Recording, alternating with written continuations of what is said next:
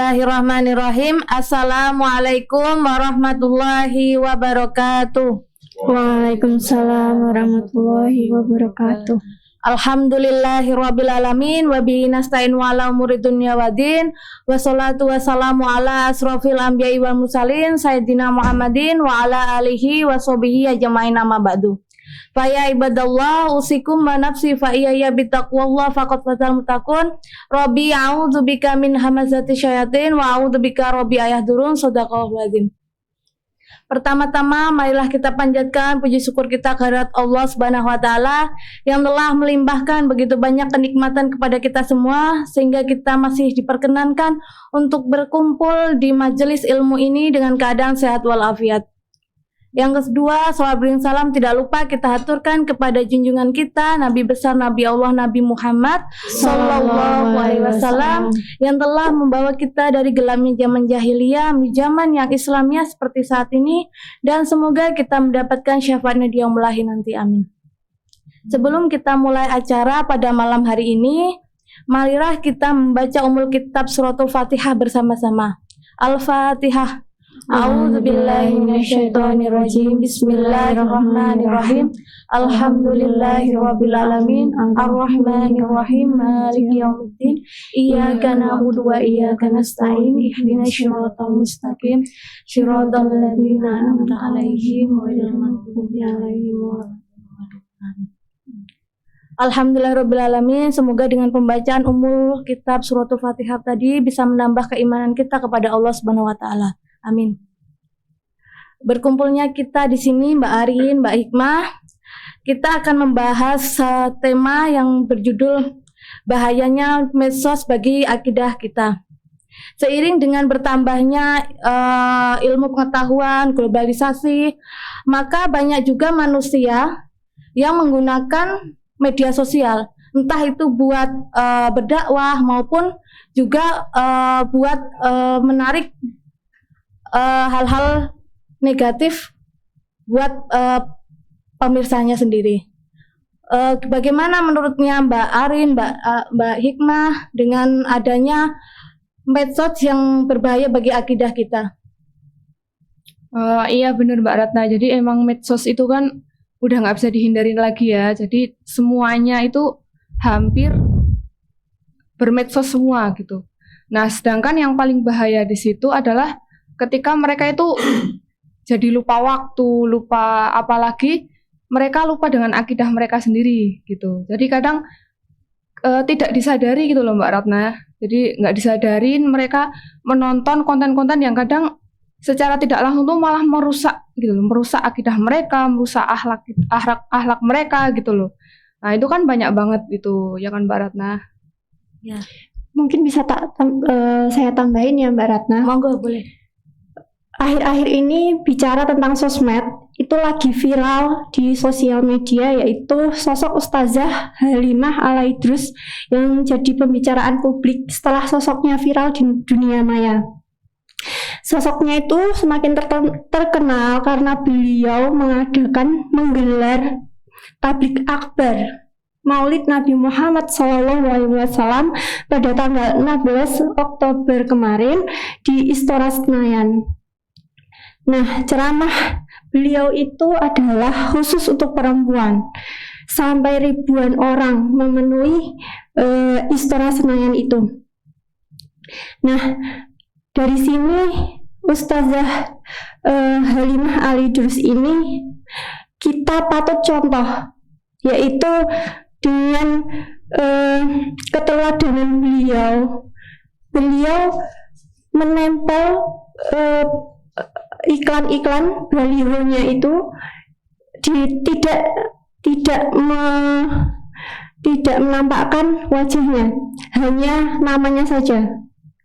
Jadi beliau itu viral, itu menjadi contoh saat ini. Tidak perlu kita itu mengumbar aurat, tidak perlu kita berjoget-joget di dunia maya untuk terkenal. Sudah ada contohnya, yaitu Ustazah Halimah Al-Idrus dengan keteladanan beliau mencontohkan hal-hal yang positif terhadap para perempuan, dan itu sudah terbukti Padahal di zaman yang sekarang ini, zaman yang sudah akhir, di mana sosmed itu sudah menjadi contoh yang negatif bagi kehidupan kita, terutama muslimah yang awam akan akidah atau akhlaknya, itu bisa menjadi contoh. Sekarang ini baru marak sekali mengenai isu Islamophobia yang menitik beratkan pada intoleran, terus radikalisme maupun toleransi yang kebablasan kayak gitu ya. Terus sama fitnah-fitnah pribadi Rasulullah SAW, yaitu mengenai isu poligami beliau, terus isu mengenai ajaran Rasulullah yang mereka buat seolah-olah itu Rasulullah mengajarkan dengan kekerasan. Nah, menurut Mbak Hikmah sama Mbak Arin itu dengan adanya berita di sosmed itu yang menghina Nabi dengan karikatur gambar Nabi, mungkin menurut mereka itu kebebasan berpendapat ya. Tapi menurut kita muslimah khususnya, kita itu sangat menghormati yang namanya sosok Nabi Muhammad SAW. Jadi untuk hal yang bahkan mengejek Nabi dengan gambar-gambar kayak seperti itu membuat kita kan sakit hati ya Mbak ya. Terus menurut kalian itu dengan adanya medsos yang sangat merugikan umat Islam tersebut seperti apa? Kalau menurut saya nih Mbak ya, yang namanya seperti pluralisme ya kan, terus intoleran, terus Islamophobia seperti itu ya. Itu kan sebenarnya mungkin peran kita ya sebenarnya sebagai seorang muslim yang memberitahu kepada seluruh umat Islam terutama. Jadi yang salah itu sebenarnya itu kan memang bukan Islamnya ya kan. Jadi yang salah itu mungkin pengetahuannya yang kurang terutama ya kan. Dan selanjutnya juga dari pengetahuan mereka pun belum ada istilahnya cuma mentok di situ itu, nggak ada bertanya dulu dengan ulama atau bertanya dengan guru gitu kan. Jadi kalau menurut saya sih yang salah itu kan itu tadi bukan Islamnya, tapi bisa dikatakan orangnya lah, akhlaknya pengetahuan mereka yang belum ini. Nah, sebenarnya di sini nih loh Mbak. Jadi gimana caranya kita tuh menyampaikan bahwa ya itu tadi gitu loh. Jadi emang Islam itu tuh rahmat lil alamin lah istilahnya. Jadi tidak ada kata namanya Islamophobia yang harus mereka takuti seperti itu. Nah, itu apa kira-kira yang bisa disampaikan ke khalayak sekiranya itu yang bisa membuat mereka lebih mengerti, lebih memahami. Nah, itu Mbak Ratna yang kita butuhkan biasanya. Mbak Arin mau menambahi? Benar Mbak Hikmah, pola interaksi antara orang-orang muslim dengan orang-orang non-muslim itu, orang muslim tidak pernah memaksa orang-orang untuk masuk Islam. Contohnya, la ikraha fiddin, tidak ada paksaan dalam perkara Islam. Mereka mau masuk Islam itu pilihan mereka. Mereka tidak mau masuk Islam, orang muslim juga nggak rugi. Bahkan dalam Islam, agama Islam adalah agama yang sangat spesial, yang diperuntukkan untuk orang-orang yang memilih dengan akalnya, kemudian dia dapat hidayah dengan akalnya itu, dan Allah SWT berkenan memberikannya hidayah. Contoh makanan ini enak, spesial. Nggak mungkin kita paksa orang untuk makan, ya walaupun ini sudah disediakan, tapi bisa dimakan itu adalah suatu kehormatan, kita bisa makan enak. Itu contohnya. Sama seperti Islam, sesuatu yang sangat indah. Islam itu terhormat, sesuatu yang sangat mulia, maka ya tidak mungkin dipaksakan kepada orang lain. Kalau orangnya mau, itu suatu kehormatan. Buat dia justru bukan Islam yang berkepentingan atas dia, tapi dia yang berkepentingan pada Islam. Gitu, Mbak. Nah, ini kan tadi kan udah membahas masalah apa saja bahayanya ya. Terus bagaimana caranya kita sebagai muslimah untuk menanggulangi dari bahaya medsos itu terhadap akidah kita sendiri. Tentu kan medsos itu kan bukan hanya dinikmati oleh kita saja ya, umat Islam yang sudah dewasa. Otomatis kan dari kecil sampai yang dewasa pun juga sudah menikmati akses medsos itu sendiri. Jadi untuk menanggulangi agar anak keturunan kita atau saudara-saudara kita itu biar terjaga akidahnya dengan banyaknya maraknya bahaya-bahaya di medsos itu bagi akidah kita. Untuk itu bagaimana kita bisa menyaring agar medsos yang diterima oleh anak didik kita, saudara-saudara kita, terus saudara-saudara iman kita, biar akidahnya bisa terjaga, itu menurut Mbak Hikmah sama Mbak Arin itu seperti apa penanggulangannya? Mungkin salah satunya ya seperti sekarang Mbak, kita membuat konten juga ya kan, konten yang isinya yaitu tadi, selain di luar sana yang banyaknya konten-konten yang merusak, justru kita membuat konten-konten yang bisa melindungi akidah dan akhlak para muslim maupun muslimah. Itu mungkin salah satu ya Mbak ya. Dan selanjutnya mungkin bagi terutama orang tua, kan biasanya pengawasan orang tua agak kurang ya dengan anak, jadi mungkin lebih ke diawasin lagi, diperhatikan lagi, terus apa sih yang ditonton, apa sih yang diupdate, apa sih yang dibuat status atau segala macam, kan itu jadi ada kontrol gitu dari orang tua, seperti itu. Mungkin Mbak Arin ada nambahin. Tadi kita masuk ke Islamofobia itu. Nah, Islamofobia itu bagi orang non-muslim itu sedikit bisa dimaklumi. Tapi kalau kita Islam itu kita sangat miris sekali, ya. Kita sudah tahu, kita sudah paham. Kita setiap harinya berhadapan dengan Al-Quran. Tapi kita malas. Kita 24 jam lebih memilih lihat TikTok. Kita lebih memilih status WA. Ya. Nah, di situ memang benteng untuk akidah para muslimah ini harus mulai dari sekarang kita semangati para muslimah yang awam tentang wawasan, awam tentang lingkungan yang memang kurang bagus bagi mereka, dari konten-konten yang bisa kita buat yang positif. Insya Allah semoga bisa menyalurkan isi hati atau unek-unek yang para muslimah di luar sana itu masih bertanya-tanya atau butuh motivasi atau butuh semangat untuk bangkit menjadi muslimah yang lebih baik lagi, seperti itu.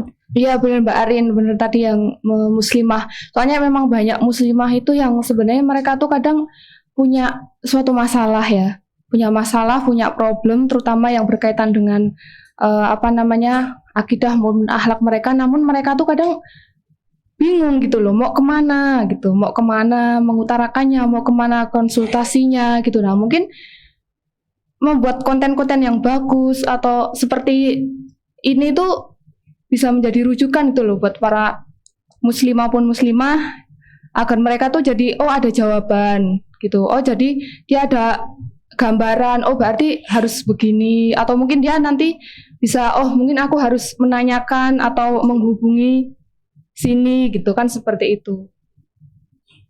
Ya benar itu Mbak.